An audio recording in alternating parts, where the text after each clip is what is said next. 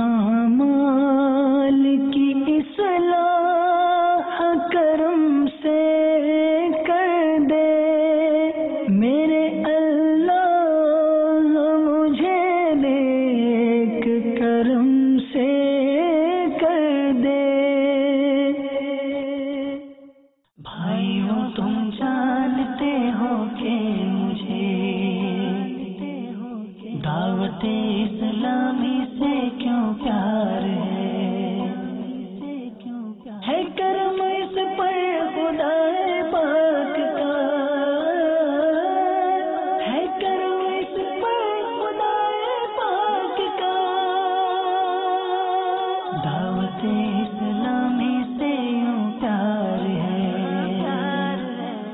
अल्हम्दुलिल्लाहि रब्बिल आलमीन वस्सलातु वस्सलामु अला सय्यिदिल मुरसलीन, अम्मा बाद फ़अऊज़ु बिल्लाहि मिनश शैतानिर रजीम, बिस्मिल्लाहिर रहमानिर रहीम। अस्सलातु वस्सलामु अलैका या रसूलल्लाह व अला आलिका व अस्हाबिका या हबीबल्लाह। अस्सलातु वस्सलामु अलैका या नबियल्लाह वअला आलिका व अस्हाबिका या नूरल्लाह। दुरूद पाक के बेशुमार फ़ज़ाइल व बरक़ात हैं, बहुत सारी फ़ज़ीलतें वाक़यात हमें दुरूद पाक के फ़ज़ाइल में मिलते हैं। मेरे आका आला हज़रत इमाम अहले सुन्नत मौलाना शाह इमाम अहमद रज़ा ख़ान अलैहि रहमतुर रहमान ने अपनी फ़तावा रज़विया शरीफ की जिल्द नंबर 23 के पेज नंबर 122 पर एक बड़ी खूबसूरत यूँ समझिए कि वाक़े को नकल किया कि हज़रत अबुल मवाहिब रज़ी अल्लाह ताला अन्हु फरमाते हैं कि मैंने ख्वाब में रसूलुल्लाह सल्लल्लाहु ताला अलैहि वसल्लम को देखा और प्यारे आका अलैहिस्सलातु वस्सलाम ने मुझसे फरमाया कि क़यामत के दिन तुम 1,00,000 बंदों की शफाअत करोगे। तो मैंने अर्ज की या रसूल अल्लाह सल्लल्लाहु अलैहि वसल्लम, मैं कैसे इस काबिल हो गया, इतना बड़ा मर्तबा मुझे क्यों अता किया गया? तो नबी पाक अलैहिस्सलातु वस्सलाम ने फरमाया, इसलिए कि तुम मुझ पर दुरूद पढ़कर उसका सवाब मुझे नजर कर देते हो। यानी अब सवाब नजर करने का तरीका क्या है कि हम दुरूद पाक पढ़ें और दुरूद पाक पढ़ने के बाद नियत कर लें, या तो पहले नियत कर लें या बाद में नियत कर लें कि ये जो दुरूद पाक का मुझे सवाब मिलेगा, ये सवाब भी मैं नबी पाक की बारगाह में पेश करता हूँ, या अल्लाह इसका सवाब भी मेरे आका को पहुंचा दे। तो गोया इसकी फिर फजीलत जो है वो और मल्टीप्लाई हो जाती है। तो बहरहाल दुरूद पाक की तो क्या ही बात है, जितना पढ़ें बरकत ही बरकत है, फायदा ही फायदा है। हम बहुत सारे मामलात में बिजी रहते हैं। हम अगर अपने पूरे दिन के शेड्यूल को देखें तो हमारे पास बहुत सारी चीजों के लिए टाइम है, मगर हम पूरे दिन में कितनी बार दुरूद पाक पढ़ते हैं, ये हमें गौर करना है। नियत कर ले कि इंशाअल्लाह अब रोजाना कसरत के साथ दुरूद पाक पढ़ेंगे इंशाअल्लाह। आइए मोहब्बत के साथ बाआवाज़ बुलंद दुरूद पाक पढ़ लें। सल्लु अलल हबीब सल्लल्लाहु तआला अला मुहम्मद सल्लल्लाहु अलैहि वसल्लम।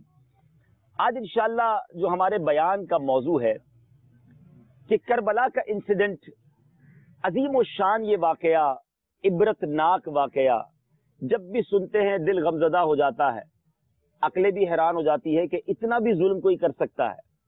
लेकिन हमने नॉर्मली जितने वाकयात करबला के सुने कि इमाम हुसैन की शहादत तक हमने सुना, मगर बाज़ औक़ात बहुत सौ को ये नहीं पता होता कि उसके बाद क्या क्या हुआ। करबला का जो वाकया है या इस वाकये के बाद उन यजीदियों का क्या बना, इमाम हुसैन रज़ी अल्लाह ताला अन्हु और उनके काफिले वालों के साथ क्या कुछ पेश आया, और फिर इस पूरे वाकये से मुझे और आपको लेसन और सबक क्या मिलता है, मैंने और आपने अपनी जिंदगी में इस पूरे वाकये के बाद तब्दीली क्या लानी है, ये आज हमारे बयान का टॉपिक है। इमाम हुसैन रज़ी अल्लाह ताला अन्हु और उनके रुफ़क़ा जिस बेदर्दी के साथ, जिस जुल्म जफा के साथ शहीद किए गए, उसकी तो मिसाल ही नहीं मिलती है। शायर लिखते हैं ना, जिनको धोखे से कूफा बुलाया गया, जिनको धोखे से कूफा बुलाया गया, جن کے بچوں کو پیاسا رلایا گیا، جن کی گردن پہ خنجر چلایا گیا، اس حسین ابن حیدر پہ لاکھوں سلام۔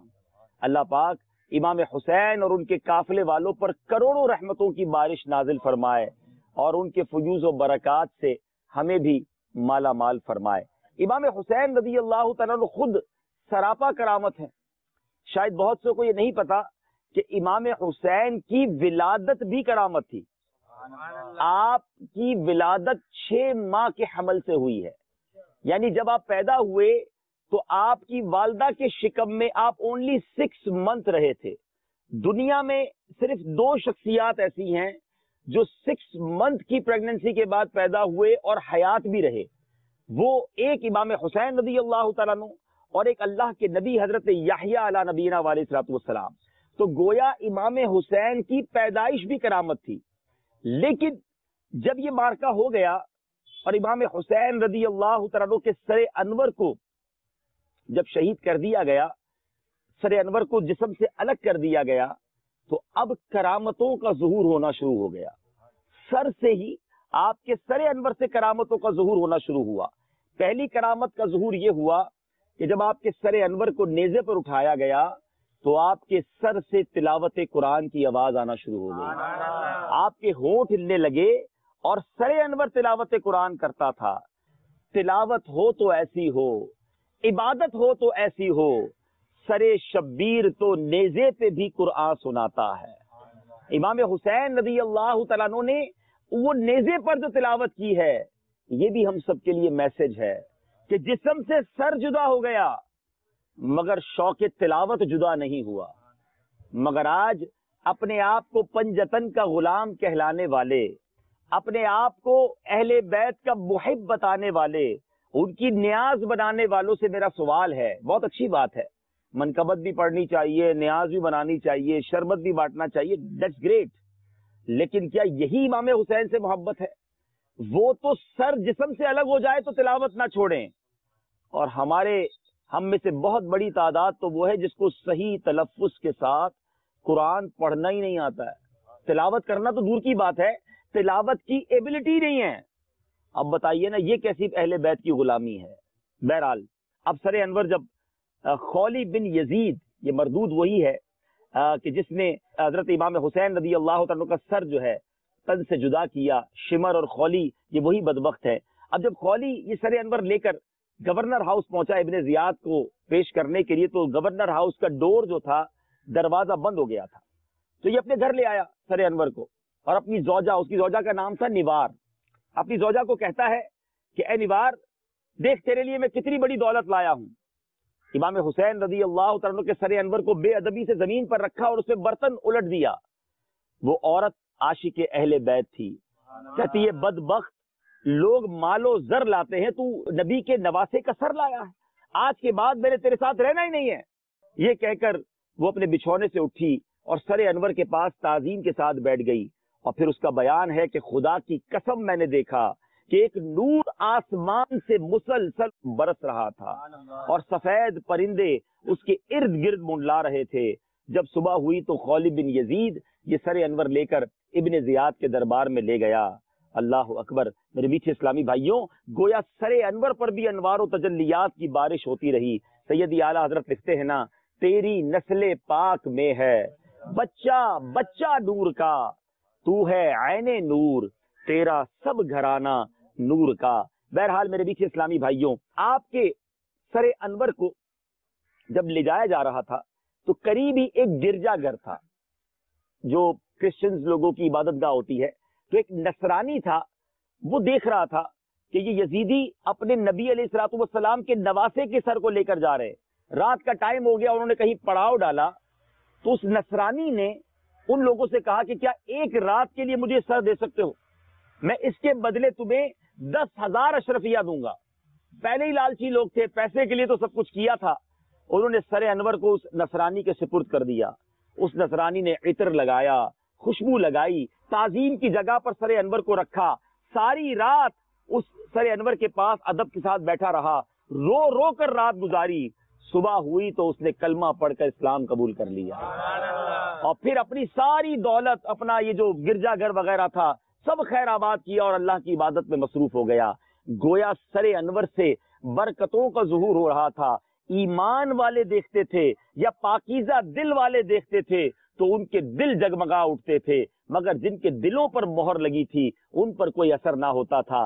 دیکھیے نا، نبی پاک علیہ الصلوۃ والسلام کے دور میں بھی تو ایسا ہی تھا کہ پیارے آقا کو ایمان کی حالت میں کوئی دیکھتا تھا تو صحابی بن جاتا تھا، لیکن اگر کسی کے دل پر ہی مہر تھی تو ابو جہل نے بھی تو دیکھا تھا، مکے کے کافروں نے بھی تو دیکھا تھا، مگر ان کے دلوں پر مہر تھی۔ تو بہرحال میرے میٹھے اسلامی بھائیوں، حضرت امام حسین رضی اللہ تعالیٰ عنہ کے سر انور کو پھر ابن زیاد کے دربار میں پیش کیا گیا۔ اس بدبخت نے وہاں بھی بڑی بدتمیزی کی، بے ادبی کی، مگر اس کے بعد اب سوال یہ ہے، دیر از اے کوسچن، کہ اتنا بڑا ظلم یہ ہو کیسے گیا؟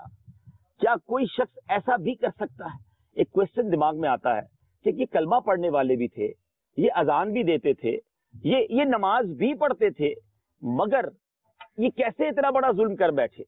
اس کا جواب جو ہے وہ بڑا ہی ڈرا دینے والا ہے کہ یہ کیسے پاسبل ہے کہ کوئی کلمہ پڑھنے والا اپنے نبی کے ہی نواسے کو شہید کر دے، انہی کے خاندان کے لوگوں کو پیاسا رکھے۔ ذرا غور کریں نا، ظلم بھی کیسا تھا۔ علی اصغر رضی اللہ تعالیٰ کی تو عمر ہی 6 منتھ تھی، 6 مہینے کے بچے کے گلے پر بھی تیر چلایا گیا۔ حضرت علی اکبر رضی اللہ تعالیٰ کے بارے میں آتا ہے کہ آپ ہم شکل مصطفیٰ تھے صلی اللہ تعالیٰ علیہ وسلم، جوان ایسے کہ نبی پاک کا شبیہ نظر آتی تھی، انہیں بھی شہید کیا گیا۔ اس قدر ظلم کیسے ہو سکتا ہے؟ ریزن کیا تھا؟ تھوڑا ریزن تلاش کرتے ہیں تو ریزن یہ ملتا ہے کہ ان کو لالچ دی گئی تھی۔ یزیدیوں کو یہ کہا گیا تھا کہ تم یہ معاذ اللہ انہیں شہید کر دو، یہ گرفتار کر کے لے آؤ تو تمہیں گورنری دی جائے گی، تمہیں پیسے دیے جائیں گے، تمہیں یہ دیا جائے گا۔ اس کا مطلب یہ ہے کہ جب لالچ آ جائے نا تو انسان وہ کچھ کر گزرتا ہے جس کے بارے میں امیجنیشن بھی نہیں کی جا سکتی ہے۔ اور نبی پاک علیہ الصلوۃ والسلام کی حدیث پاک بھی موجود ہے۔ میرے آقا علیہ الصلوۃ والسلام فرماتے ہیں کہ 2 بھوکے بھیڑیے، اگر سمجھیے گا، ہنگری ولف، بکریوں کے ریوڑ پر چھوڑ دیے جائیں۔ اب بھیڑیے بھی بھوکے ہوں اور بکریاں پورا ریوڑ ہو تو کتنی چیڑ پھاڑ کریں گے؟ آقا فرماتے ہیں 2 بھوکے بھیڑیے بکریوں پر چھوڑ دیے جائیں، وہ اتنا نقصان نہیں پہنچاتے جتنا کہ مال اور مرتبے کا لالچ انسان کے دین کو پہنچاتا ہے۔ یعنی انسان کو جب مال کا لالچ ہو جائے نا، جب مرتبے کا، اقتدار کا لالچ آ جائے، پھر وہ اندھا ہو جاتا ہے، پھر وہ کچھ کر گزرتا ہے جس کے بارے میں سوچا بھی نہیں جا سکتا۔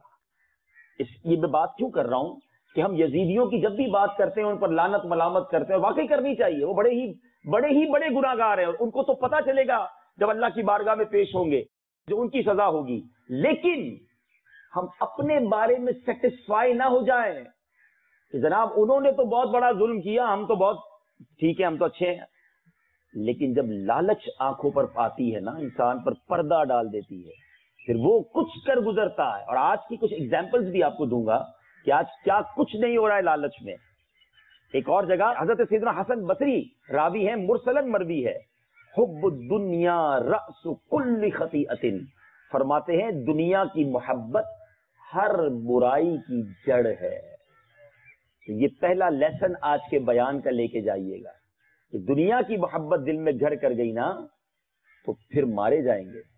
پھر وہ غلطیاں انسان کرتا ہے کہ اس کے بارے میں بندہ سوچتا رہ جاتا ہے۔ اب آج کے دور کی ذرا بات کر لیں کہ آج کے دور میں ملاوٹ نہیں کرتے چند سکوں کے لیے لوگ، تھوڑے پیسے ہی ہے نا، مگر ان چیزوں میں ملاوٹ کرتے ہیں جن سے بندے کی جان جا سکتی ہے۔ دوائیوں میں ملاوٹ، یہ چند سکوں کی خاطر بندہ سوچتا نہیں کہ دوائی کھانا، بیمار کھا رہا ہے اور میں نے ملاوٹ کروں گا تو وہ مر جائے گا، تو کیا جواب دے گا اللہ کی بارگاہ میں؟ یہ لالچ ہی تو یزیدی طریقہ ہے نا۔ لوگ کہتے ہیں جناب حسینی طریقے پر زندگی گزارنی ہے، تو لالچ کرنے والا خود غور کر لے کہ میں حسینی طریقے پر لائف گزار رہا ہوں یا یزیدی طریقے پر زندگی گزار۔ اب آئیے آگے، کھانے پینے کی چیزوں میں ملاوٹ۔ اچھا، اس کے بعد جب ہوس انسان پر حاوی ہوتی ہے، ایک ہے گناہ کی لالچ، دنیاوی لذتوں اور نفسانی خواہشات کی لالچ جب اس کی ہرس آتی ہے تو انسان حیوان سے بدتر ہو جاتا ہے. کیا ہم نے نہیں سنا کہ چھوٹے چھوٹے بچوں کے ساتھ کیسے واقعات ہوتے؟ زبان بھی ساتھ نہیں دیتی ہے. جب ہم ایسی نیوز پڑھتے ہیں تو سمجھ آتی ہے کہ کوئی انسان نے یہ کام کیا یا حیوان نے کیا. مگر کبھی کبھی جب سنتے ہیں تو سر شرم سے جھک جاتا ہے کہ کلمہ پڑھنے والا بھی تھا, مسلمان بھی تھا, تو یہ کیا ہوا اس کے ساتھ؟ آنکھوں پر پردہ آیا, ایک گناہ کرنے کی لالچ ایسی اسے آ گئی. تو مجھے اور آپ کو ڈرنا ہے یزیدیوں کے اس انجام سے اور ان کے اس اقدام سے. مجھے اور آپ کو ڈرنا کیا ہے؟ اللہ سے توبہ کرنی ہے, معافی مانگنی ہے کہ مولا کبھی میری زندگی میں ایسا وقت رہا ہے کہ مجھ پر لالچ ایسا گھیرا ڈال دے کہ میں ایسا گناہ کر بیٹھوں کہ پھر اس کے بعد منہ دکھانے لائق نہ رہوں, تیرے غضب کو دعوت دینے والا نہ بن جاؤں. بڑے بڑے میں کیا مذہبی حلیہ اور کیا غیر مذہبی حلیہ, یہاں ماشاءاللہ بہت سارے مذہبی وضاقتہ والے لوگ بیٹھے, کسی کو بھی سیٹسفائی نہیں ہونا ہے کہ جناب بس اب میں نیک بن گیا تو اب نیک ہی رہوں گا. بڑوں بڑوں کو شیطان نے بہکایا ہے اور وہاں لا کے مارا ہے, وہاں جا کے پھنسایا ہے کہ بندہ سوچے تو اس کی عقل حیران ہو جاتی ہے. صرف ایک ایگزامپل دوں گا ورنہ ایگزامپل تو بہت ساری ہیں. بلم بن باعورہ یہ وہ شخص تھا جس کو اس اسم اعظم کا علم تھا اور یہ دعا کرتا, ہر دعا قبول ہوتی, مستجاب الدعوات تھا. اس کے ساتھ کیا ہوا؟ پیسوں کا لالچ دے کر بنی اسرائیل کے لوگ آئے. دیٹ از گریڈ, یہ ہے لالچ. سمجھو اس بات کو, یہ انسان کو بڑے بڑے نیک پارسا آدمی کو برباد کر دیتی ہے, اور جو پہلے ہی لالچ میں مبتلا ہے اس کو تو نہ جانے کیا حال ہوتا ہوگا. لوگ آئے, کہا اے بلم بن باعورہ تیری دعائیں بڑی قبول ہوتی ہیں, تجھے اتنا مال دیں گے کسی طرح حضرت موسیٰ علیہ الصلوۃ والسلام کے خلاف بد دعا کر دے. وہ کہتا اللہ کے بندو تم مجھ سے اللہ کے نبی کے خلاف بد دعا کروانے آئے ہو. تھوڑا مال اور بڑھا دیا, تھوڑا مال اور بڑھا دیا, تھوڑی اور مراعات اور پیکج بڑھتا گیا, آخر کار پردہ آتا گیا. اس بدبخت نے ہاتھ اٹھائے, سمجھا میں خدا کے نبی کے خلاف بد دعا کروں گا اور کامیاب ہوں گا. ہاتھ اٹھنے کی دیر تھی, جو حضرت موسیٰ کے خلاف دعا کرتا زبان سے اپنے ہی خلاف وہ دعا نکلتی تھی. زبان نے ساتھ دینا چھوڑ دیا اور آخر کیا ہوا؟ اس کی زبان لٹک گئی اور بے ایمان ہو کر مرا. ایمان بھی نہیں بچا, صرف عبادتیں نہیں گئیں, کفر کی موت مرا. اور روایتوں کا مضمون ہے کہ بلم بن باعورہ قیامت کے دن کتے کی شکل میں جہنم میں داخل کیا جائے گا, اور اصحاب کہف کا وہ جو کتا ہے وہ بلم بن باعورہ کی شکل میں جنت میں داخل کیا جائے گا. یہ اللہ کے فیصلے ہیں, لیکن ہم سب کے لیے یہ ڈرنے والی بات ہے.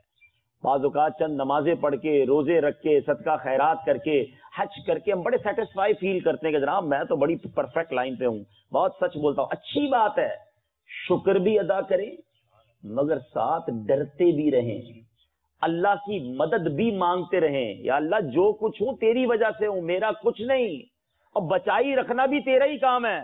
ولا حول ولا قوت الا باللہ العلی العظیم. اس کا معنی پڑھا ہے کبھی کہ کوئی نیکی, کوئی بھلائی اس میں ہماری کوئی طاقت نہیں ہے, یہ فقط اللہ تبارک و تعالیٰ کی طرف سے, اسی کی مدد سے کوئی بندہ نیکی کر سکتا ہے. ان ظالموں نے تو ظلم کر دیا. بڑے پلان تھے ان کے کہ راستے کی یہ دیوار ہٹ جائے گی, اس کے بعد تو ہم ہوں گے اور حکومتیں ہوں گی, ہم تو پوری دنیا پر پھر راج کریں گے. کون ہمارے آگے سر اٹھائے گا؟ جب نواسہ رسول اور ان کے خاندان کو ہی شہید کر دیا تو پھر تو ہم سے ٹکر لینے والا تو بچے گا ہی کوئی نہیں نا. مگر مدعی لاکھ برا چاہے تو کیا ہوتا ہے, وہی ہوتا ہے جو منظور خدا ہوتا ہے.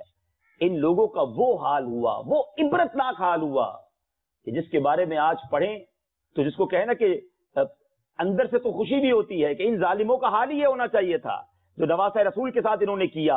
شاعر لکھتے ہیں ان کے بارے میں, اتش نگانے خونے جوانان اہل بیت, دیکھا کہ تم کو ظلم کی کیسی سزا ملی, کتوں کی طرح لاشیں تمہارے سڑا کیے, گورے پہ بھی نہ گور کو تمہاری جا ملی, رسوائے خلق ہو گئے برباد ہو گئے.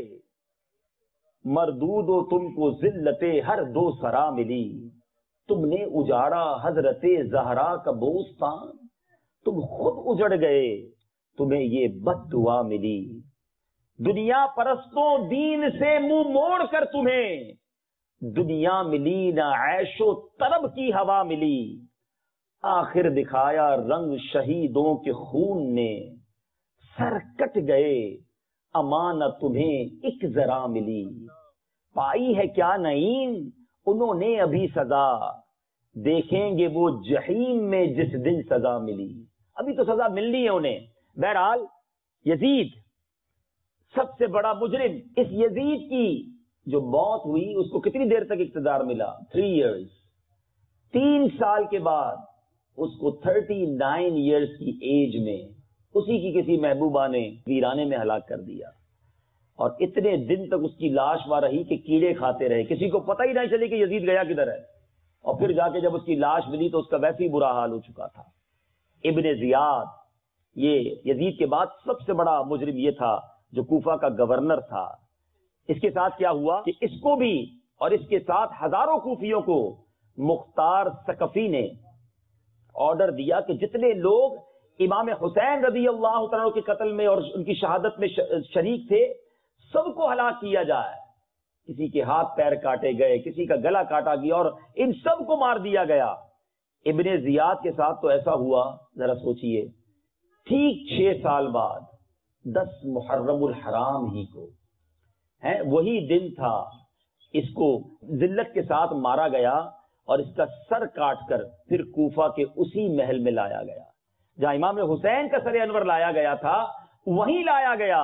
امام حسین کے سر پر انوار و تجلیات کی بارش ہو رہی تھی، اور جب کوفہ کے صدارتی محل میں ابن زیاد کا سر لایا گیا تو شور مچ گیا کہ دیکھو کیا آیا ہے، کیا آیا ہے، اور دیکھا تو ایک بہت بڑا سانپ آیا۔ کبھی ابن زیاد کے نتنے میں داخل ہوتا، اس شخص کو اس ذلت کے ساتھ موت ملی۔ تو بتانا مقصود یہ ہے کہ ظالم کا انجام ہمیشہ برا ہوتا ہے۔ ظالم سمجھتا ہے میرا کوئی کچھ بگاڑ نہیں سکتا، میرے پاس بڑا پاور ہے۔ 22,000 لوگ تھے نا اس کے پاس، تو سامنے تو 72 کا قافلہ تھا۔ ذرا سوچو کہ ظالم بظاہر جیت بھی جائے تو بھی ہار اسی کا مقدر بنتی ہے۔ یہاں بھی ایک میسج دینا چاہوں گا۔ ماشاءاللہ یہاں کاروباری لوگ بھی بیٹھے ہیں، اللہ تعالیٰ نے بہت سو کو بڑا مقام بھی دیا۔ جب انسان کے ساتھ مقام ہوتا ہے نا تو ساتھ ساتھ شیطان اس کے دل میں تکبر بھی ڈال دیتا ہے، اس کو یہ زوم ڈال دیتا ہے کہ تیرا کوئی کچھ بگاڑ نہیں سکتا، یہ چھوٹے آدمی ہوتے ہیں، غریب لوگ، تیرا کیا بگاڑیں گے، جو کرنا ہے کر لو۔ لوگوں کے ساتھ جب گارڈز ہوں، دوست یار ہوں، کوئی عہدہ ساتھ لگا ہوا ہو تو وہ کہتا ہے میرا کوئی کچھ نہیں بگاڑ سکتا۔ یاد رکھیے گا، غریب آدمی آپ کا بگاڑ کچھ نہیں سکے گا، مظلوم شاید آپ تک پہنچ بھی نہیں سکے گا، مگر اس کے پاس ایک ایسی چیز ہے کہ جب وہ دل سے پکارتا ہے نا تو وہ عرش تک جاتی ہے، اور مظلوم کے ساتھ اللہ ہو جاتا ہے، اور جب اللہ ہو جائے پھر ظالم کا انجام بہت برا ہوتا ہے، پھر ایسا بدلہ لیا جاتا ہے اللہ کی قدرت کی طرف سے، پھر ظالم کو سر چھپانے کے لیے جگہ نہیں ملتی، جب وہاں سے رسی کھینچی جاتی ہے نا پھر سب کچھ برباد ہو جاتا ہے۔ تو ہمیشہ ہمیشہ مظلوم کی ہائے سے ڈرنا۔ میں نے ڈانٹ دیا تو کیا ہوا، جھاڑ دیا تو کیا ہوا، 2-4 گالیاں نکال دی تو کیا ہوا، 2-4 تھپڑی لگائے تھے نا، چھوٹا آدمی ہے، مسئلہ نہیں ہے، مسئلہ ہے اگر کسی کا دل توڑا ہے نا تو جب اس نے ہاتھ اٹھانے ہیں تو تمہیں جگہ نہیں ملنی ہے۔ یہ ہمیشہ یاد رکھنا، دعائیں لے کر جیو، ہائے لے کر مت جینا۔ دل سے جب کسی ظالم کے لیے بد دعا نکلتی ہے نا پھر بندہ کہیں کا نہیں رہتا ہے۔ میں یہاں بہت سارے ویل آف لوگ رہتے ہیں، میں ایک مشورہ دینا چاہتا ہوں۔ کبھی زندگی میں ایسا فیل ہونا کہ یار بڑا بزنس سیٹ تھا، آہستہ آہستہ بزنس کولیپس ہوتا نظر آ رہا ہے، کام خراب ہوتا نظر آ رہا ہے، پوری فیملی میں بڑی خوشیاں تھی، بھائی بہن بچے سب بڑے انجوائے کر رہے تھے لائف کو، سب محبتوں سے رہ رہے تھے، آہستہ آہستہ نظر آ رہا ہے کہ لڑائی جھگڑے شروع ہو گئے ہیں۔ کبھی لگے نا یار صحت بہت اچھی تھی، ایوری تھنگ از اوکے، مگر اچانک ایک ایک کر کے صحت میں بھی پرابلم ہونا شروع ہو گئے ہیں۔ جب زندگی آپ کو ہلتی بھی نظر آئے نا تو چیک کر لینا کسی کی ہائے تو نہیں لے لی ہے، کسی کو تکلیف تو نہیں پہنچا دی ہے، کسی کو چھیڑ تو نہیں دیا ہے۔ یاد رکھنا اللہ تعالیٰ نے اپنے ولیوں کو اپنے بندوں میں چھپا رکھا ہے. یاد رکھیے گا, کسی کے ولی ہونے کے لیے کوئی نشانی نہیں ہے, کوئی نمبر پلیٹ نہیں ہوتی ہے. کبھی رکشے والا بھی ہو سکتا ہے ولی ہو, ٹھیلے والا بھی اللہ کا دوست ہو, کیا پتا جس سے گوشت خریدتا ہوں وہ بھی دوست ہو, میرا ڈرائیور بھی اللہ کی بارگاہ میں بڑا مرتبہ رکھتا ہو. جب دل چاہتا ہے گالی نکالتے ہو, جب دل چاہتا ہے کسی کو جھاڑ دیتے ہو, جب دل چاہتا ہے کسی کو ڈانٹ دیتے ہو, سوچتے نہیں کہ دل وہ بھی رکھتا ہے. تو اس کی دل سے ہائی نکل گئی نا, پھر وہ کچھ ہوگا جس کا تصور بھی نہیں کر سکتے. یزیدی منہ دکھانے کے قابل نہ رہے, تہس نہس, ہاتھ پیر سر سب کاٹ دیے گئے. ٹھیک ہے یہ واقعہ تو کئی بار سنا, مگر کہیں ہم بھی تو ظلم کہیں نہ کہیں نہیں کر رہے ہوتے. کسی ملازم یا آپ کے کسی امپلائی یا آپ کے کسی رشتہ دار, کسی غریب آدمی پر آپ نے اس کو جھاڑا ڈانٹا ظلم کیا ہے تو آج معافی مانگ لو. پیارے آقا علیہ الصلوۃ والسلام نے ایک بار صحابہ کرام سے کوشچن کیا. نبی پاک نے سوال کیا, بتاؤ مفلس کون ہے؟ آپ سے بھی اگر میں یہ سوال کر لوں تو شاید آپ بھی وہی جواب دیں گے جو صحابہ کرام نے جواب دیا تھا. صحابہ کرام نے عرض کی, حضور جس کے پاس درہم و دینار نہیں ہے, جس کے پاس مال نہیں ہے, وہ مفلس ہے, وہ غریب ہے. نبی پاک نے فرمایا مفلس وہ نہیں ہے, مفلس وہ ہے جو قیامت کے دن پہاڑ جتنی نیکیاں لے کر آئے گا. نیکیاں پہاڑ جتنی پھر بھی مفلس ہے. آگے سنیے, حج بھی ہوگا, بھی ہوں گے, زکات بھی دی ہوگی, صدقہ خیرات بھی کیا ہوگا, نمازیں بھی پڑھی ہوں گی, مگر اس حال میں آیا ہوگا کہ کسی کو گالی دی ہوگی, کسی کا دل دکھایا ہوگا, کسی کی غیبت کی ہوگی, کسی پر ظلم کیا ہوگا. یہ سارے لوگ اللہ کی بارگاہ میں آ جائیں گے, کلیم کریں گے یا اللہ اس بندے نے ہم پر ظلم کیا تھا, دنیا میں نہیں بگاڑ سکے ہم اس کا, اب تو انصاف دلا. نبی پاک فرماتے جس کا مضمون ہے کہ کوئی اس کا حج لے جائے گا, اس ظلم کے بدلے کوئی اس کے روزے لے جائے گا, کوئی اس کی نمازیں لے جائے گا, کوئی اس کی عبادتیں لے جائے گا, یہاں تک کہ اتنے بندوں کو ستایا ہوگا کہ ساری نیکیاں ختم ہو جائیں گی, پھر بھی بندے بچ جائیں گے. اب پتہ کیا ہوگا, اللہ تو انصاف کرنے والا ہے. اب ان بندوں کے گناہ اس کے سر ڈالے جائیں گے جن پر ظلم کیا ہوگا نا, اور آخرکار اعلان ہوگا یہ وہ مفلس بندہ ہے جو قیامت کے دن پہاڑ جتنی نیکیاں لے کر آیا. روزے, حج, زکات, عبادتیں بہت اچھی بات ہے, لیکن حقوق العباد, بندوں کے ساتھ تعلق امپورٹنٹ ہے. ایسا نہ ہو کہ یہ سارا سفر بیکار ہو جائے. نمازیں ضرور پڑھنی ہے, کسی کے اوپر ظلم نہ کریں. یہ واقعہ کربلا کا درس ہے کہ ظالم کا انجام کیا ہوتا ہے. اور اب اس واقعے کا ایک بڑا ہی عجیب ٹرننگ پوائنٹ کہ یہ مختار ثقفی, اس نے کام تو بڑا کمال کا کیا کہ سارے یزیدیوں کو, جن جن لوگوں نے امام حسین اور ان کے رفقا کو شہید کیا تھا, ظلم کیا تھا, چن چن کر مروایا. مگر اس بدبخت کے اوپر کیسی بدبختی آئی کہ اس نے آخر میں خود نبوت کا دعویٰ کر دیا, اور یہ بھی بے ایمان موت مرا. یہ کہتا تھا مجھ پر وحی نازل ہوتی ہے. تو اب ہو سکتا ہے کسی کے ذہن میں سوال پیدا ہو کہ اتنا محب اہل بیت اور اس کا خاتمہ ایسے ہوا. تو یہ وہی بات جو میں نے شروع میں کہی تھی کہ بلم بن باعورہ کا حال کیا تھا. ایسے بہت سارے واقعات ہیں اور روایتوں کا مضمون ہے کہ اللہ تعالیٰ چاہے تو اپنے دین کا کام کسی فاجر سے بھی لے سکتا ہے, وہ لے لیتا ہے. تو اب یہاں پھر وہی بات آ گئی کہ مجھے اور آپ کو بھی اپنے ایمان کی فکر کرنی ہے, اپنے ایمان کی حفاظت کے لیے دعائیں کرنی ہے. Most important thing in over life. سمجھیے گا, میری اور آپ کی زندگی میں سب سے پریشس, سب سے قیمتی, سب سے امپورٹنٹ چیز اگر کوئی ہے تو وہ ہمارا ایمان ہے. لیکن انفارچونیٹلی, بدقسمتی سے, ساری قیمتی چیزوں کی حفاظت کی فکر ہے. بارشیں ہو رہی ہیں تو کوئی اپنی دکان کی فکر کر رہا ہے, کوئی اپنی گاڑی کی فکر کر رہا ہے, کوئی جناب کسی طرح سے کیا بچانے کی کوشش کر رہا ہے. ٹھیک ہے, اچھی بات ہے, اپنی چیزوں کی حفاظت کرنی چاہیے. لیکن ہم میں سے کون ہے جس نے آج پورے دن میں یا پورے ہفتے میں اللہ سے یہ دعا کی ہو, یا اللہ میرا ایمان بچائی رکھی ہو, میرا ایمان کہیں مجھ سے نہ چھن جائے. اصل میں بعض لوگوں کا یہ ذہن بن گیا ہے کہ ایمان بس ایک بار مل گیا اب تو ٹھیک ہے, مسلمان ہوں تو اب مسلمان ہی مروں گا نا. ایک حدیث پاک ہے, ایک حدیث تو آپ سب کو یاد ہوگی, انما الاعمال بالنیات. ٹھیک ہے نا, ایک حدیث تو بڑی مشہور ہے کہ اعمال کا دار و مدار نیتوں پر. ایک اور حدیث پاک ہے, انما الاعمال بالخواتیم, کہ اعمال کا دار و مدار خاتموں پر ہے. خاتمہ ایمان والا نہیں ہے. جتنے روزے رکھے، جتنی نمازیں پڑھی، جتنے سجدے کیے، جتنے صدقے کیے، سب ختم، demolish, finish, null and void. اگر کوئی شخص بغیر ایمان کے دنیا سے جاتا ہے، اس کا کوئی عمل اس کے کام نہیں آئے گا. اس کا مطلب یہ ہوا کہ ایمان پر مرنا یہ بہت ضروری ہے، ایمان بچا کے رکھنا. اچھا، اب ذرا تھوڑا سا مزید بزرگوں کا کیا انداز تھا. سیدی غوث اعظم پیران پیر دستگیر، کتنا بڑا نام ہے. شیخ عبد القادر جیلانی، آپ ولیوں کے سردار ہیں نا. آپ فرماتے ہیں عید کا دن تھا. آپ کا بڑا تاریخی جملہ ہے کہ لوگ کہہ رہے ہیں آج عید کا دن ہے، عید کا دن ہے. عبد القادر کے لیے عید کا دن وہ ہوگا جب اپنا ایمان سلامت لے کر قبر میں جائے گا. شیخ عبد القادر جیلانی جیسی شخصیت یہ کہہ رہی ہے. اور ہم میں سے کسی کو ٹینشن ہے یار میری گاڑی باہر کھڑی ہے کہیں پانی نہ لگ جائے، میرا موبائل، قیمتی موبائل جیب میں ہو. تو اجتماع میں بھی لوگ بار بار ہاتھ جیب پہ لگا رہے ہوتے ہیں، ہاں موجود ہے، فکر نہیں ہے. 2 4 5 10 لاکھ کی چیز کی ٹینشن ہے، جس چیز سے میں برباد ہو سکتا ہوں اگر وہ مجھ سے چھین لی جائے، اس کی کوئی ٹینشن نہیں. اور سیدی اعلیٰ حضرت امام اہل سنت بڑی ہی ڈرانے والی بات لکھتے ہیں کہ جس شخص کو اپنے ایمان کے چھن جانے کا خوف نہ ہو یا ایمان کی حفاظت کا خوف نہ ہو، ڈر ہے کہ اس کا ایمان چھین لیا جاتا ہے. یہ نعمت ہے نا اللہ کی. آپ اس نعمت کی کتنی قدر کر رہے ہیں، کتنا سوچتے ہیں اس کے بارے میں. مگر نبی پاک کی دعا کیا ہے؟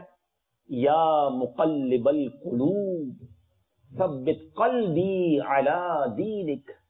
اے دلوں کو پھیرنے والے، میرے دل کو اپنے دین پر ثابت قدمی عطا فرما. یہ نبی پاک کا انداز ہے.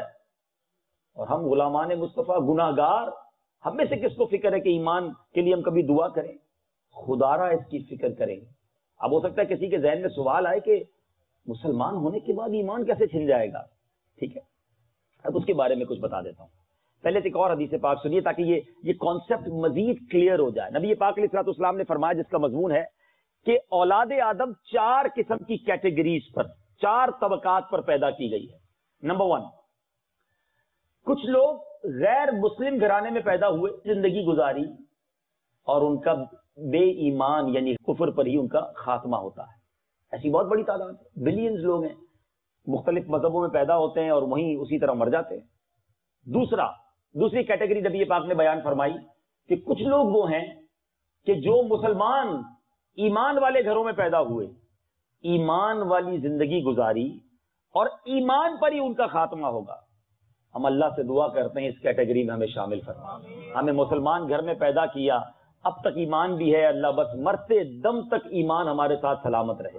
مگر تیسری کیٹیگری سنیے، نبی پاک علیہ الصلوۃ والسلام فرماتے ہیں کچھ لوگ وہ ہوتے ہیں جو کفر والے گھر میں پیدا ہوتے ہیں مگر خاتمہ ان کا ایمان پر ہوتا ہے. ایسے خوش نصیب بھی آپ کے سامنے.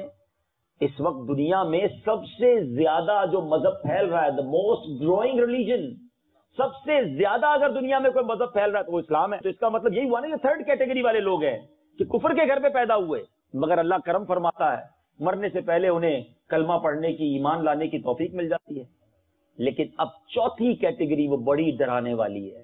یہ ہے سمجھنے والی بات کہ میرے آقا فرماتے ہیں صلی اللہ تعالی علیہ وسلم، کچھ لوگ ایمان مسلمان گھرانے میں پیدا ہوئے، ساری زندگی اسلام والی گزاری مگر خاتمہ ان کا کفر پر ہوتا ہے. It's not one way traffic کہ جناب لوگ مسلمان ہوئی جا رہے ہیں اور ہم خوش ہو رہے ہیں کہ ماشاءاللہ بڑی تعداد میں غیر مسلم مسلمان ہو رہے ہیں. مسلمان بھی دائرہ اسلام سے خارج ہو سکتا ہے. یہ ہے مجھے اور آپ کو سمجھنے والی بات. تو اب سوال یہ پیدا ہوتا ہے کہ مسلمان کیسے دائرہ اسلام سے خارج ہو جائے گا؟ ہاں، یہ سمجھنا ضروری ہے. اس کے لیے 2-3 چیزیں ہیں. ایک تو یہ ہے کہ گناہ کی کثرت. جو شخص کنٹینیو گناہ کرتا ہے نا، مسلسل اللہ کی نافرمانی کرتا ہے. روایتوں کا مضمون ہے جب بندہ ایک گناہ کرتا ہے اس کے دل پر ایک بلیک ڈاٹ لگا دیا جاتا ہے. دوسرا گناہ کرتا ہے پھر ایک بلیک ڈاٹ. 3rd گناہ 3rd بلیک ڈاٹ. وہ کبھی کبھی اسموکنگ کرنے والوں کے لیے ایک ایڈورٹائزمنٹ یا کلپ نظر آتا تھا کہ دیکھو ایک سگریٹ پی تو ایک ڈاٹ لگ گیا، 2 پی، اتنی ساری پی کہ پورا پھیپڑا ہی کالا ہو گیا. سمجھانے کے لیے ہمیں بتاتے تھے. یہ حدیث کے الفاظ ہیں، روایتوں کے الفاظ ہیں. گناہ ایک کالا نقطہ. اتنے گناہ کر لیتا ہے انسان کہ پورا دل ہی سیاہ ہو جاتا ہے. اب اس پر کوئی ہدایت کی بات اثر نہیں کرتی. ایسے کئی لوگ ہوتے ہیں جن سے آپ اللہ رسول کی بات کرو مذاق اڑانا شروع کر دیں گے, نماز کی بات کرو بات ہی نہیں سنیں گے, دل بالکل سیاہ ہو چکا ہوتا ہے. تو گناہ کی کثرت یہ ایک سبب ہے ایمان کے چھن جانے کا. سیکنڈ ریزن جو بڑا تیزی سے پھیل رہا ہے وہ ہے زبان کی بد احتیاطی. جس کے منہ میں جو آتا ہے, اللہ یہ کہتا ہے, اللہ یہ فرماتا ہے, قرآن میں یہ لکھا ہے. بھائی کہاں لکھا ہے تمہیں پتا ہے؟ کچھ بھی نہیں پتا. بس دوستوں میں بیٹھے اور قرآن و حدیث سے بحث شروع کر دینی ہے. ایک الف بے نہیں آتا اور اپنی طرف سے کبھی اللہ رسول کا نام لے کر باتیں کر رہے, سوچتے نہیں کہ بول کیا رہے. اگر جو چیز قرآن میں نہیں اس کو قرآن میں شامل کرنے کا مطلب کیا ہوا؟ آپ کے قرآن میں اضافہ کر رہے ہیں. آپ مفتی ہیں, آپ عالم ہیں, آپ مفسر ہیں, آپ ہیں کون؟ اپنی زبان کو قابو میں رکھے.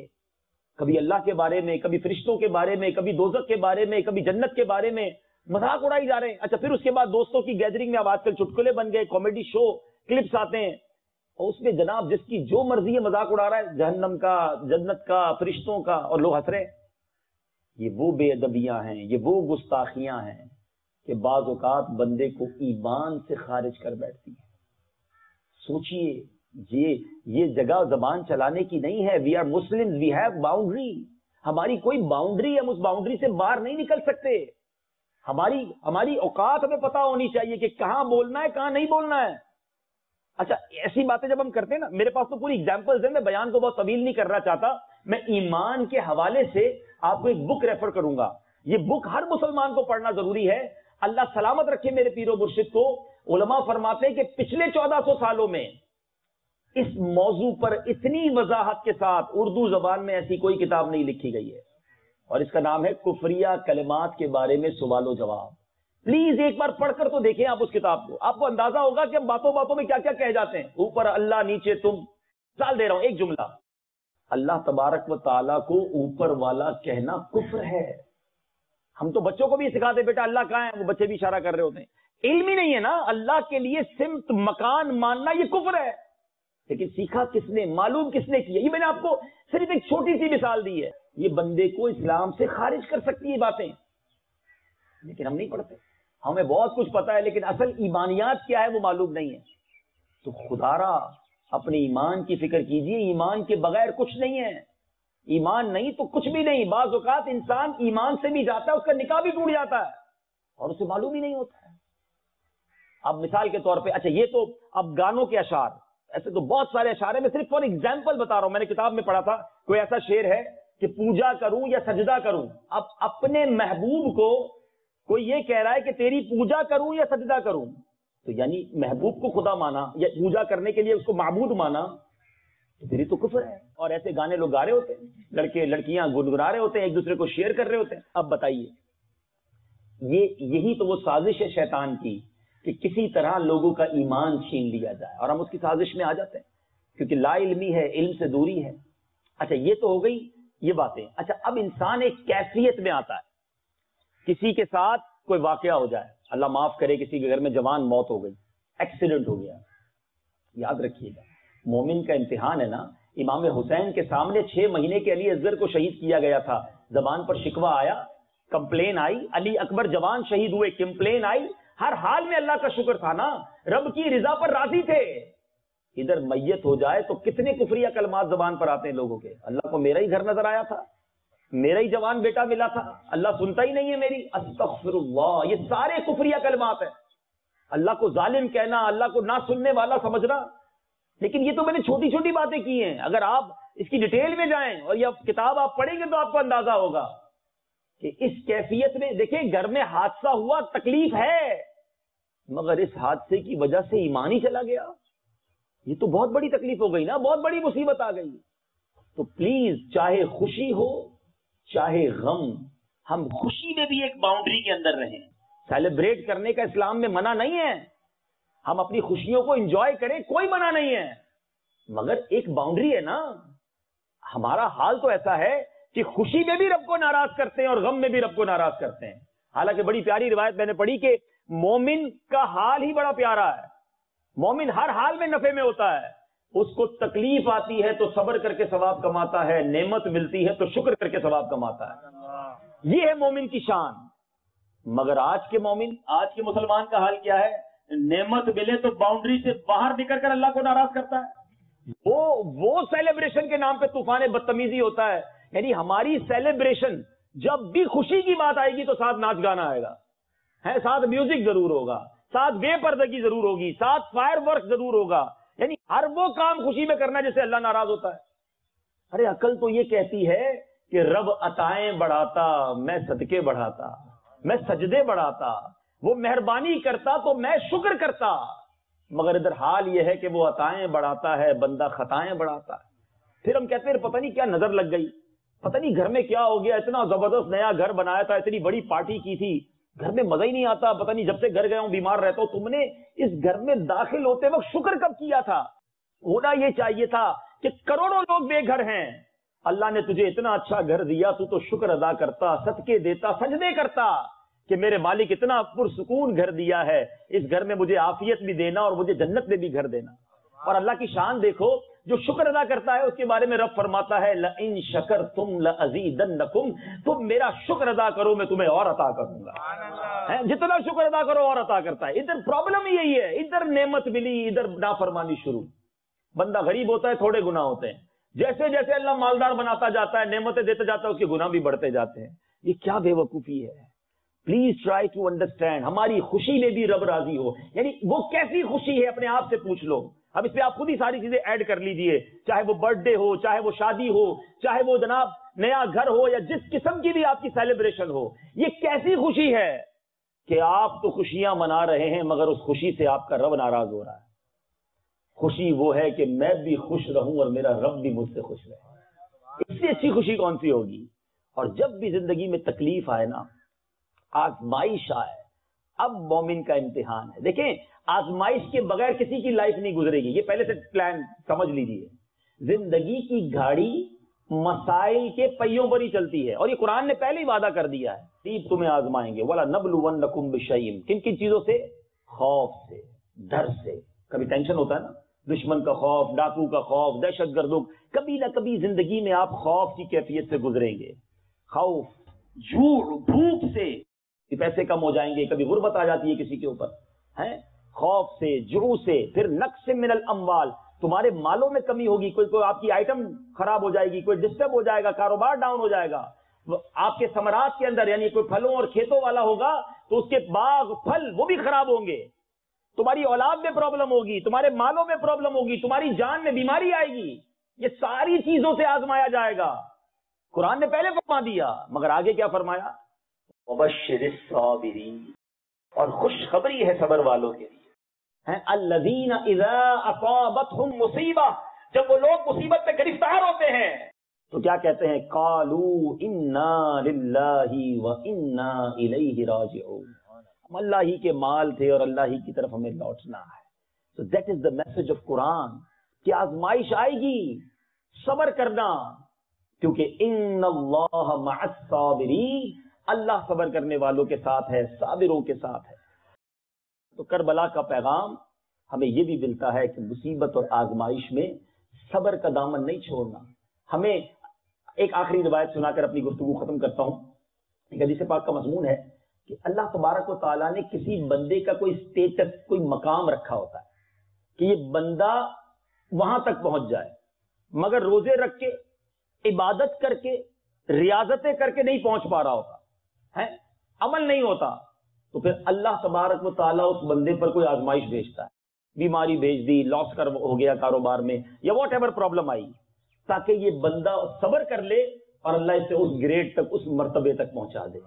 یعنی یہ آزمائش آپ کے اور میرے مرتبے بڑھانے آئی تھی، مگر ہائے اس بد نصیب کا واویلا کرنا، بے صبری کرنا، کمپلینس کرنا کہ مرتبے تو نہ بڑھے، بے صبری کر کے وہ ثواب بھی ضائع کر دیا.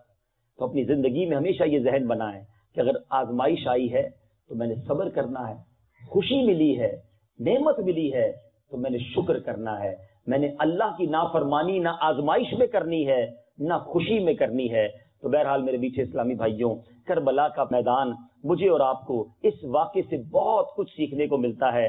کاش جو اب اگلی زندگی ہے، اب آج کے بعد کی جو زندگی ہے، وہ حسینی طریقے پر گزرے، وہ لالچ کے ساتھ نہ گزرے، وہ ظلم کے ساتھ نہ گزرے، وہ ناشکری کے ساتھ نہ گزرے، وہ بے صبری کے ساتھ نہ گزرے۔ یہ ساری باتیں میں نے آج آپ کو ایک ایک کر کے بیان کی ہیں۔ آپ نے اپنی زندگی کا گول بنانا ہے کہ میں نے صابر بننا ہے، میں نے شکر گزار شاکر بننا ہے، میں نے لالچی نہیں، میں نے اپنے رب کا فرما بردار بننا ہے، میں نے ظالم نہیں، میں نے مظلوموں کا ساتھ دینے والا بننا ہے، غریبوں کی غم گساری کرنے والا بننا ہے۔ اور اب آخری بات یہ بتائیے نا، امام حسین جب دنیا سے گئے دیٹ ٹائم آپ کس کنڈیشن میں تھے؟ امام حسین سجدے میں تھے، سجدے میں سر قلم کیا گیا۔ بتاؤ نا یہ کیا میسج ہے؟ امام حسین اپنے سارے ماننے والوں کو گویا یہ میسج دے گئے کہ ہم تلواروں کے سائے میں اور تپتی ریت میں نماز نہ بھولے، تم نرم بستروں پر نماز قضا مت کرنا، میں تو پنجتن کا غلام ہوں کہنے والوں، وہ تپتے صحرا میں سجدہ کریں، تم بستر پر فجر قضا کر دو۔ بتاؤ نا نماز قضا کر کے کون سی اہل بیت کی غلامی ہے؟ کیسے جواب دیں گے ہم اگر قیامت کے دن امام حسین رضی اللہ تعالیٰ عنہ سے ہماری ملاقات ہو گئی اور انہوں نے پوچھ لیا کہ ہم تو نانا کے دین کو بچانے کے لیے سب کچھ قربان کر گئے، تم نے دین کی کیا خدمت کی؟ ہمارا تو آخری وقت بھی سجدے میں تھا اور تم نماز قضا کرتے رہے، ہم کیا جواب دیں گے؟ پلیز، حسینی طریقہ ہے نماز پڑھنا، حسینی طریقہ ہے تلاوت کرنا۔ یزیدی یاد رکھیے گا، آج سے تقریباً 1400 سال پہلے آپ کو لیے چلتا ہوں، 9 اور 10 محرم کی درمیانی رات ہے۔ تصور کرتے ہیں ایک طرف 72 افراد کے خیمے لگے ہوئے ہیں، رات کا ہو کا عالم ہے، اور بائیں طرف بہت بڑی خیمہ بستی ہے، 22,000 کا لشکر خیموں میں ہے۔ آپ کو پتہ ادھر والے خیموں میں کیا ہو رہا تھا؟ سجدے ہو رہے تھے، تلاوت ہو رہی تھی، دعائیں ہو رہی تھی، جری آوازاری ہو رہی تھی، اور ادھر خیموں میں ناچ گانے ہو رہے تھے، شراب چل رہی تھی، رنگ رلیاں منائی جا رہی تھی۔ اب ذرا غور کر لو ہماری راتیں کیسی گزر رہی ہیں، نمازوں میں، سجدوں میں، دعاؤں میں، تلاوت میں، یا معاذ اللہ کوئی رات فلموں کے بغیر نہیں ہوتی، کوئی رات گانوں بازوں کے بغیر نہیں ہوتی۔ کئی ایسے بد نصیب ہیں جو شراب پیتے ہیں۔ بتاؤ یہ کون سا طریقہ ہے؟ حسینی طریقہ، یزیدی طریقہ؟ اپنے دل سے پوچھو۔ اگر واقعی پنجتن پاک کی غلامی کو اپنانا ہے تو اپنی روٹین کو چینج کرنا ہوگا نا، اور پھر دیکھیں زندگی کا ہمیں کیا لطف ملتا ہے۔ اللہ کرے اس بار پریکٹیکلی ہمیں اہل بیت کی غلامی مل جائے، اور یقین کریں یہ غلامی مل گئی۔ شاعر کہتا ہے نا، اس گھرانے کا جب سے میں نوکر ہوا، اس گھرانے کا جب سے میں نوکر ہوا، سب سے اچھی میری نوکری ہو گئی۔ تو ہمیں اہل بیت کی اس غلامی کو تھامنا ہے، اور اپنی زندگی کے اندر یہ ہمیں تبدیلی لانی ہے۔ ٹائم لگتا ہے، یاد رکھیے میں نے ابھی جو ایمان کی حفاظت کی بات کی تھی نا، احادیث کا مضمون ہے کہ دوست کے دین پر ہوتا ہے۔ پہلے میں اور آپ یہ دیکھیں کہ ہمارے دوست کون ہیں۔ اگر دوست ایمان والے ہیں، دوست واقعی سچے مسلمان ہیں، تو پھر تو ان کی آپ کو ریفلیکشن ملے گی۔ لیکن آج بہت سارے لوگوں نے دوست وہ بنائے ہوئے ہیں کہ جو ہمیں دین سے ہی دور کر دیتے ہیں، گناہوں کی طرف لے جاتے ہیں۔ ہم نماز پڑھے تو مذاق اڑاتے ہیں، مولوی ہو گیا تجھے کیا ہو گیا بھائی، بس ٹھیک ہے جمعے کو پڑھ لیتا ہے کافی ہے۔ ایسا دوست بنا کر آپ کیسے نیک بن سکتے ہیں؟ تو مجھے اور آپ کو اگر واقعی آج ہم ڈیسائیڈ کر رہے ہیں کہ یار بس بہت ہو گیا، اب ہم جو حسینی طریقے پر زندگی گزارنی ہے، تو پھر ایک اسٹیپ فارورڈ کرنا ہوگا، اور اپنی لائف میں پہلی تبدیلی پتہ ہے کیا لانی ہوگی؟ انوائرمنٹ چینج کریں، گیدرنگ چینج کریں۔ شرابی کے ساتھ رہ کر آپ نمازی نہیں بن سکتے۔ یاد رکھیے گا، آپ کو نیک بندہ چاہیے گا جس کی صحبت میں رہ کر آپ نیک بنیں گے۔ صحبت صالح ترا صالح تن، اچھے کی صحبت تجھے اچھا بنائے گی۔ صحبت صالح ترا صالح تن، برے کی صحبت تجھے برا بنا دے گی۔ صحبت کتنی مؤثر ہے، کتنا فائدہ پہنچاتی ہے۔ آپ ابھی جو اس وقت بیٹھے ہوئے ہیں، ٹھیک ہے، اس بیٹھنے پر آپ کو کیا کیا مل رہا ہے؟ بیان کو تھوڑی دیر کے لیے نکال دیتے ہیں، بیان سے جو سیکھ رہے ہیں اللہ کرے سیکھیں اور عمل کریں، لیکن صرف بیٹھنے کا میں آپ کو فائدہ بتاؤں، ایسی محفلیں چھوڑا نہ کیجیے، جب موقع ملے آیا کریں۔ میں آپ کو حدیث پاک سناتا ہوں۔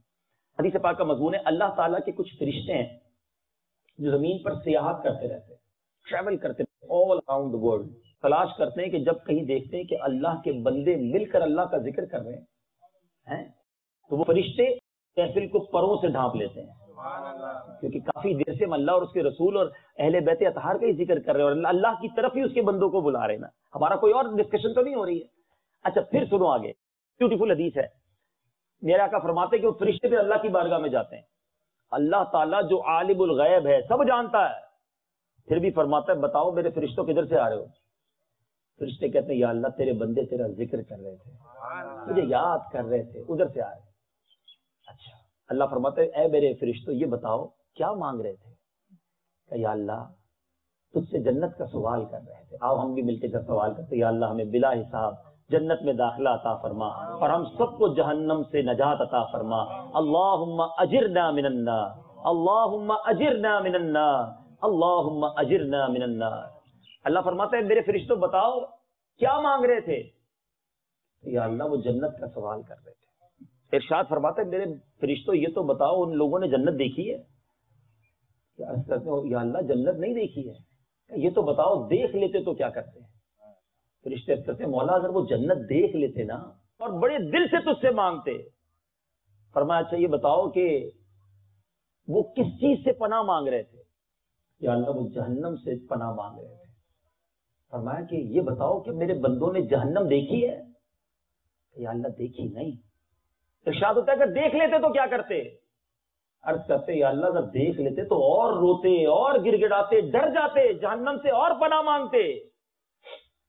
اللہ کی رحمت جوش میں آتی ہے، حدیث پاک ہے، اللہ فرماتا ہے میرے فرشتوں گواہ ہو جاؤ جن بندوں نے مجھے دیکھا نہیں میرا ذکر کرتے ہیں، جنت دیکھی نہیں جنت کا سوال کرتے ہیں، جہنم دیکھی نہیں جہنم سے پناہ مانگتے ہیں، اے میرے فرشتوں گواہ ہو جاؤ میں نے ان سب کی مغفرت فرما دی ہے۔